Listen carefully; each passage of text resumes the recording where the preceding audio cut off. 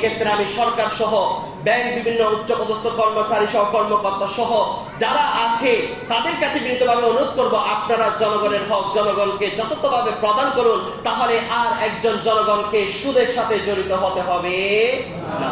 আর প্রশ্ন ছিল যে নতুন টাকা পুরাতন টাকার বিনিময়ে ক্রয় করাটা জায়েজ আছে কিনা, ইসলাম শরীয়ত কি বলে?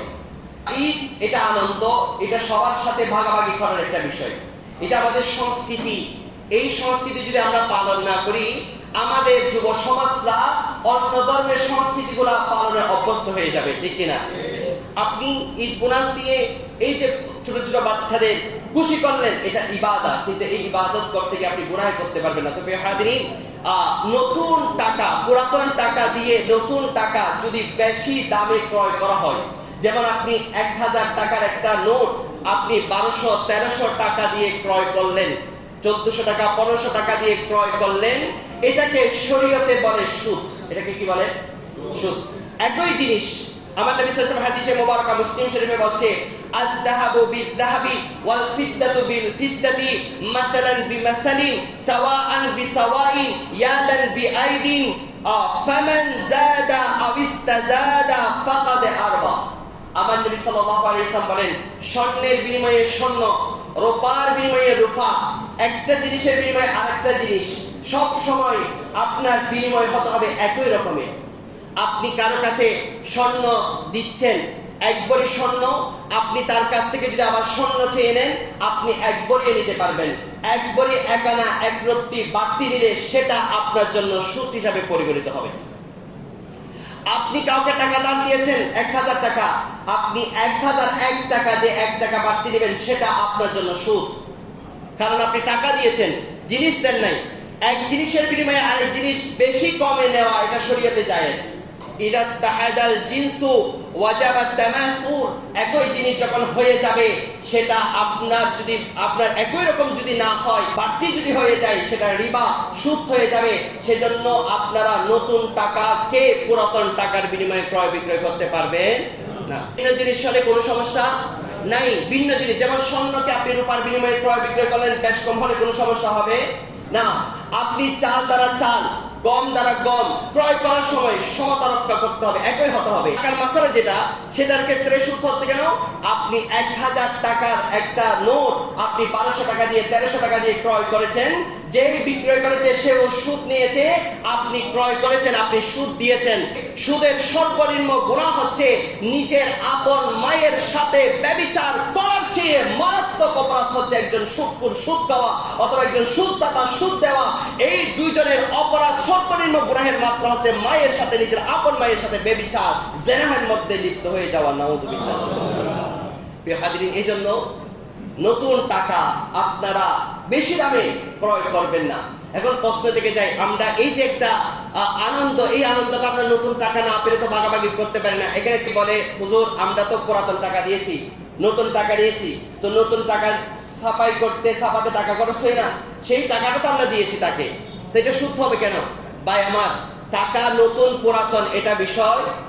আপনি যদি 1000 টাকার একটা নোট, যদি নতুন টাকার নোট যদি আপনি কোন একটা মুদির দোকানে নিয়ে যান, আপনাকে কি সে 1020 টাকার জিনিস দিবে? আপনি যদি একটা পুরাতন টাকার একটা নোট যদি আপনি দোকানে নিয়ে যান, সে কি আপনাকে 980 টাকার জিনিস দিবে? আপনি 1000 টাকা নতুন নিয়ে যান, পুরাতন নিয়ে যান, বাজারের সংস্কৃতি হচ্ছে যত টাকা নিয়ে গিয়েছেন সেই তত টাকা আপনাকে কি দিবে? আপনাকে জিনিস প্রদান করবে। এখানে নতুন পুরাতন টাকার কোনো বিষয় আসে না। দ্বিতীয় আরেকটা জিনিস এখানে বলে যে, হুজুর যারা নতুন টাকাগুলো বিক্রি করছে, তারা আপনার রোদের মধ্যে দূরে রোদের মধ্যে আপনার দোকানপাট বসিয়ে তারা এত কষ্ট করে দিনটা তারা অতিবাহিত করছে, মানুষকে সুযোগ করে দিচ্ছে, তো এটা সুদ হবে কেন? এরা কি বসছে পুরা আপনার একদিন কাজ করলে কি তারা বেতন পেত না? তারা কাজ না করে এই কাজটা আমাদেরকে আঞ্জাম দিচ্ছে, তো তাদের একটা পারিশ্রমিক আছে না? প্রিয় হাজিরিন, এটা পারিশ্রমিক নয়, এটা তারা টাকার বিনিময়ে টাকাকে বিক্রি করছে, যে জিনিসটা আল্লাহ পাক রব্বুল আলামিন হারাম করেছে, নবী সাল্লাল্লাহু আলাইহি ওয়াসাল্লাম হারাম করেছে। তো প্রিয় হাজিরিন, এই ক্ষেত্রে কি, এই ক্ষেত্রে আমাদের ব্যাংকার যারা, তারা একটা গাফিলতি করে, তারা আমাদের আমানতকে খিয়ানত করে। কারণ কি, প্রতি বছর সরকার নতুন টাকা শুধুমাত্র আমাদের জনগণের জন্য ছাপায়, কথা বলে না, ঠিক কিনা? এই ব্যাংকের টাকাগুলো সরকারের পক্ষ থেকে, সরকারের কেন্দ্রীয় ব্যাংক থেকে বিভিন্ন ব্যাংকের মধ্যে সেই টাকাগুলো পাঠিয়ে দেয়। যারা ব্যাংকের কর্মকর্তা কর্মচারী তারা কি করে, যারা ওই টাকাগুলো বিক্রি করে তাদের কাছে ওই টাকাগুলো চওড়া দামে বিক্রি করে, কিন্তু গ্রাহকের যে হক সেই হকটা গ্রাহককে প্রদান করে না। এগুলা বাংলাদেশ ব্যাংক পাঠিয়েছে বিভিন্ন ব্যাংকের মধ্যে গ্রাহককে দেওয়ার জন্য নাকি বিক্রি করার জন্য? এগুলো হচ্ছে জনগণের হক, কিন্তু ব্যাংক কর্মকর্তারা, উচ্চপদস্থ কর্মকর্তারা তারা সেই হকটা প্রদান না করে তারা কিছু টাকা লাভের লোভে তারা কি করে, সেগুলা বিভিন্ন আপনার টাকা বিক্রেতার কাছ থেকে কিছু টাকা বেশি বিক্রি করে দেয়। কথা বলেন না ঠিক কিনা? আপনি গ্রাহক, আপনি যে ব্যাংকের গ্রাহক, আপনি যদি সেখানে গিয়ে নতুন টাকা খুঁজেন আপনাকে সে কিন্তু বলবে টাকা নেই, এত টাকা বাংলাদেশে ছাপানো হয়েছে নতুন টাকা, এই টাকা গেল কোথায়? তাহলে এই ব্যাংকের কর্মকর্তারা কর্মচারীরা সেই টাকাগুলো ওই যে আপনার বিভিন্ন টাকা বিক্রেতার কাছ থেকে এগুলা বিক্রি করে ফেলে। এখানে তারা একটা খেয়ানত করে, আমানতদারিতার বরখেলাপ করে, যার হক তাকে প্রদান করতে হবে। এখানে ব্যাংক কর্মকর্তারা আমাদের সাথে একটা আপনার গাফলতি, আমাদের আমানতের একটা খেয়ানত করে। কথা বলেন না ঠিক কিনা?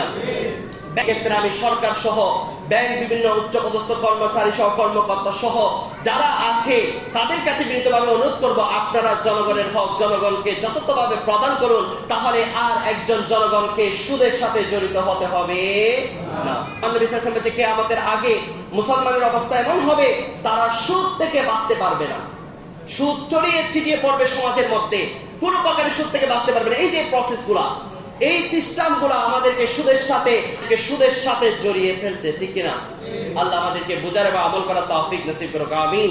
নতুন টাকা না দিলেও আপনি চাইলে প্রতি বছর আপনি যে নতুন টাকাগুলো পান সেগুলো যদি আপনি রিজার্ভ করে এক পাশে রেখে দেন, আপনি তাহলে সেগুলো নতুন টাকা হিসাবে আপনি আপনার আত্মীয় স্বজন পাড়া প্রতিবেশীকে দিতে পারবেন। কথা বলেন না ঠিক কিনা?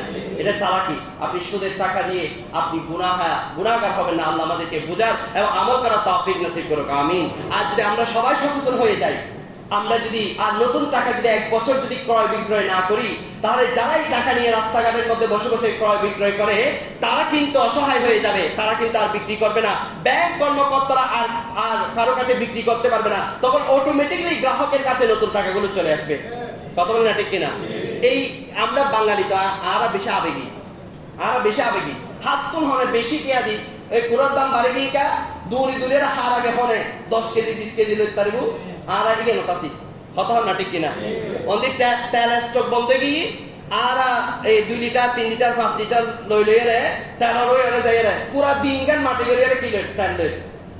আর অর্থনৈতিক সংকট আমরা নিজেরাই দায়ী, শুধু সরকারকে আমি এককভাবে দায়ী করবো না। অর্থনীতির সংকটের জন্য আমরা নিজেরাই জনগণরা দায়ী। কথা বলা ঠিক কিনা?